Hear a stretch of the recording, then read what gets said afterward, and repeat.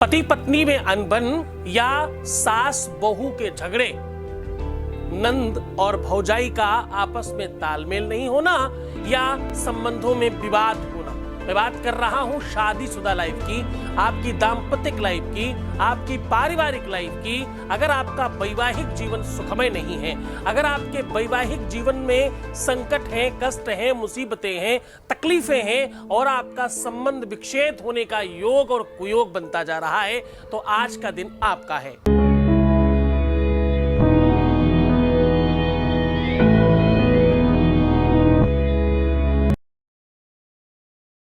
नमस्कार, मैं हूं आचार्य सतीश अवस्थी और आपका बहुत स्वागत करता हूं। किसी भी तरह से संबंधों में खटास आ रही है, निराशा आ रही है, द्वंद्व हो रहा है, प्रपंच हो रहा है, पाखंड से आप पीड़ित हैं, तो आज का दिन आपका है। मैं कह रहा हूं कि आपको सिर्फ एक नींबू इस प्रकार से काट करके यहां रख देने मात्र से आपके अपने जीवन में पूरी तरह से सुविधाजनक व्यवस्थाओं का आगाज होगा। मैं कह रहा हूं कि आज एक नींबू मात्र काटने से आपको करना क्या है, एक नींबू काट कर यहां रखना है। सामग्री में क्या क्या चाहिए समझ लीजिए। एक नींबू, एक चाकू, थोड़ा सिंदूर और थोड़ा कपूर, मात्र इतनी सी सामग्री चाहिए। इस सामग्री में आपके रिश्ते की खटास समाप्त हो जाएगी, विवाद खत्म होगा, झगड़े खत्म होंगे, आपस का द्वंद्व समाप्त होगा और सत्य मानिए आपके जीवन में प्रेम बढ़ेगा, आपके जीवन में सौहार्दता की वृद्धि होगी।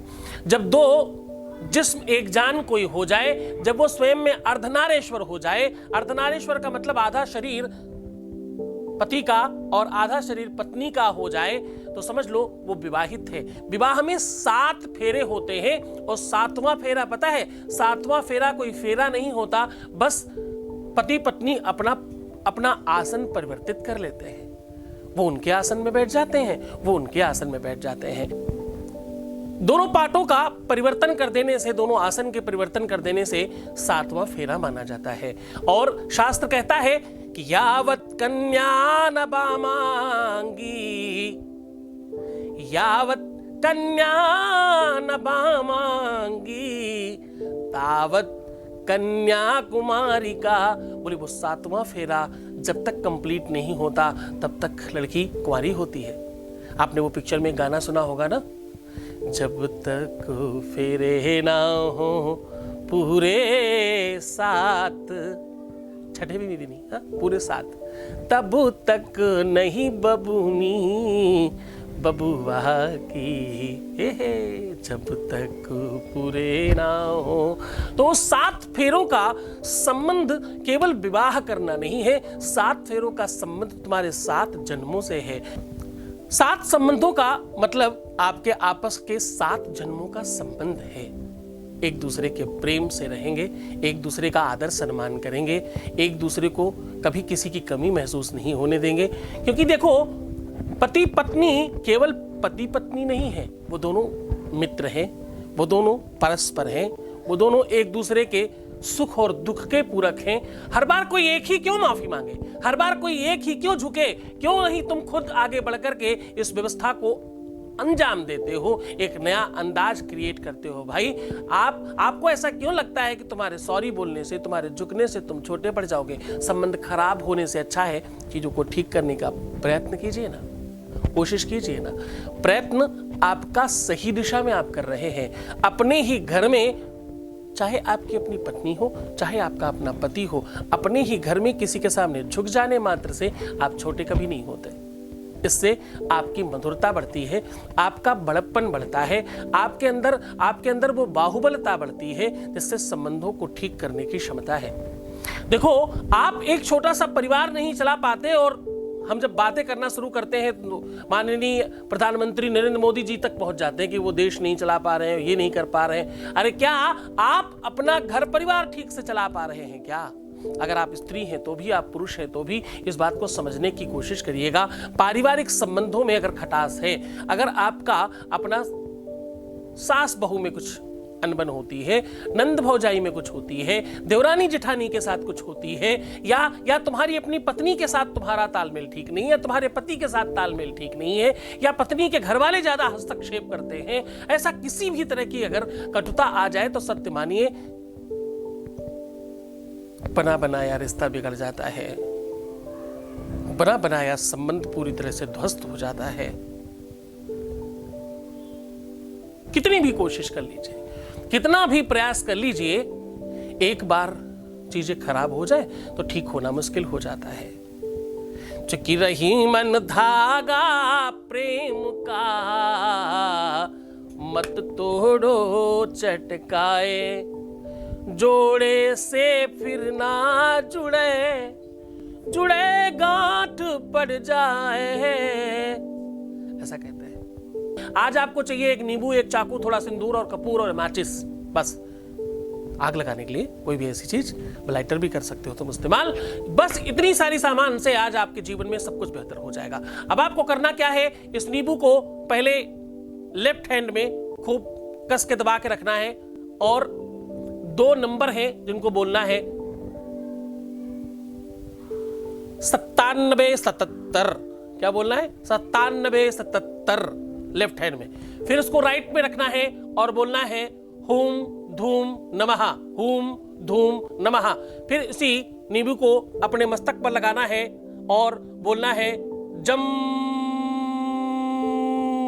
फिर इसी नींबू को अपने हृदय में लगाना है और ध्यान रहे हृदय में लगाते समय कपड़े बीच में नहीं होने चाहिए। अगर आपने कपड़े पहन रखे तो नींबू को अंदर से रख लीजिएगा हृदय के पास, क्योंकि आपके नींबू के बीच में और आपके हृदय के बीच में मांस के अलावा कुछ नहीं होना चाहिए।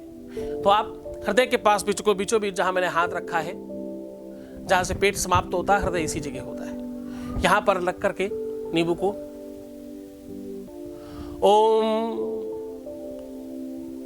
हृदयम, हृदयम बोला है, हृदयम नहीं बोला, हृदयम ऐसे बोल करके उच्चारण करना है। फिर नाभि के पास आना है, ओम ब्रह्म, जैसे ब्रह्मा बोलते हैं उसका सिर ब्रह्म।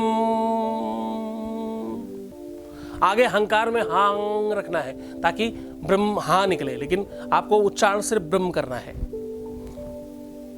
बस यहां के बाद आप 3 बार उसको उतार कर अपने सामने रखिए और बहुत ध्यान से एक ही बार में, चाहे खींच के काटिए और चाहे दबा के काटिए, एक ही बार में उसके 2 टुकड़े हो जाए, पर नीचे से अलग नहीं होना चाहिए, इस बात का भी ध्यान रखिएगा। बस अलग होते ही तुरंत दोनों तरफ सिंदूर लगा देना है, बीच में कपूर रख करके शम शक्ति स्वाहा बोल करके आग लगा देनी है। बस करते ही कुछ सेकंड लगेंगे मात्र, इसके करने के बाद प्रभाव शुरू हो जाएगा।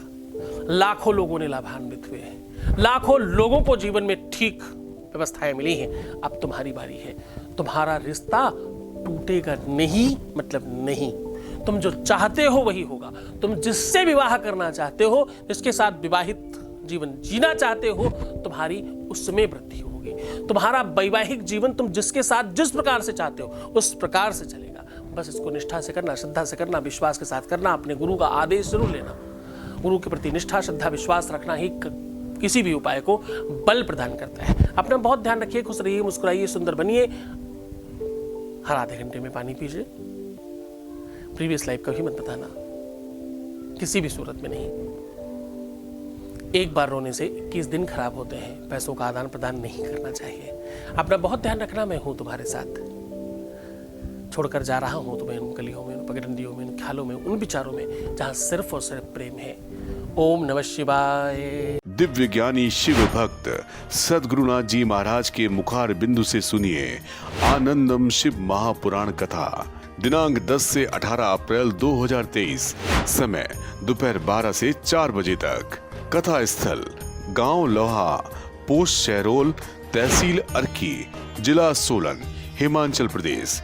सीधा प्रसारण देखिए संस्कार सत्संग चैनल पर। इस कथा में यजमान बनने एवं कलश यात्रा के लिए संपर्क करें 8917020202 6391292929। इस कथा को सुनने मात्र से सभी मनोकामनाएं पूर्ण होती हैं। आयोजक श्री मनोहर चंदेल एवं सद्गुरुनाथ धाम परिवार, सोलन।